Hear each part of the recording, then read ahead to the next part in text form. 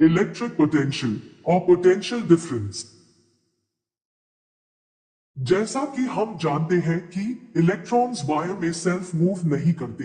Electrons को एक particular direction में मूव करने के लिए एक्सटर्नल फोर्स की जरूरत होती है और इस इलेक्ट्रॉन फ्लो से करंट जनरेट होता है। ये एक्सटर्नल फोर्स बैटरी के थ्रू प्रोवाइड किया जाता है।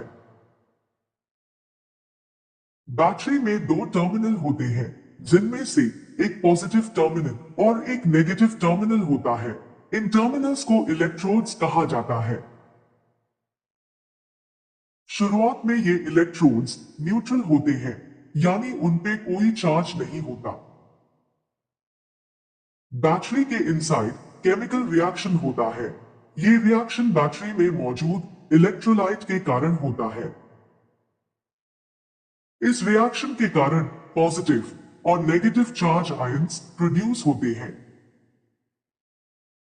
बैटरी के दोनों इलेक्ट्रोड के पास चार्ज को अट्रैक्ट करने की प्रॉपर्टी होती है और इस प्रॉपर्टी के कारण पॉजिटिव और नेगेटिव चार्ज डिफरेंट इलेक्ट्रोड पे डिपॉजिट होते हैं और उन इलेक्ट्रोड्स पे पॉजिटिव और नेगेटिव चार्ज इंक्रीज होता है।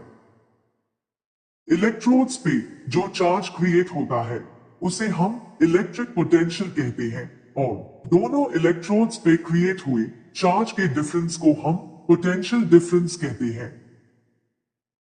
अब जैसा कि हम जानते हैं कि इलेक्ट्रॉन्स नेगेटिव चार्ज से रिपेल होते हैं और पॉजिटिव चार्ज से अट्रैक्ट होते हैं, तो इसी कारण इलेक्ट्रॉन्स नेगेटिव इलेक्ट्रोड से पॉजिटिव इलेक्ट्रोड की ओर फ्लो करना स्टार्ट कर देते हैं, जिसकी वजह से करंट बनता है। अब क्योंकि इलेक्ट्रॉन एक टर्मिनल से दूसरे टर्मिनल की तरफ फ्लो कर रहा है, जिससे वर्क डन होता है। वर्क डन बाय चार्ज को हम इलेक्ट्रिक पोटेंशियल डिफरेंस कहते हैं, जिसे हम V से डिनोट कर सकते हैं। इलेक्ट्रिक पोटेंशियल को हम वोल्टेज भी कहते हैं और इसकी SI यूनिट वोल्ट होती है।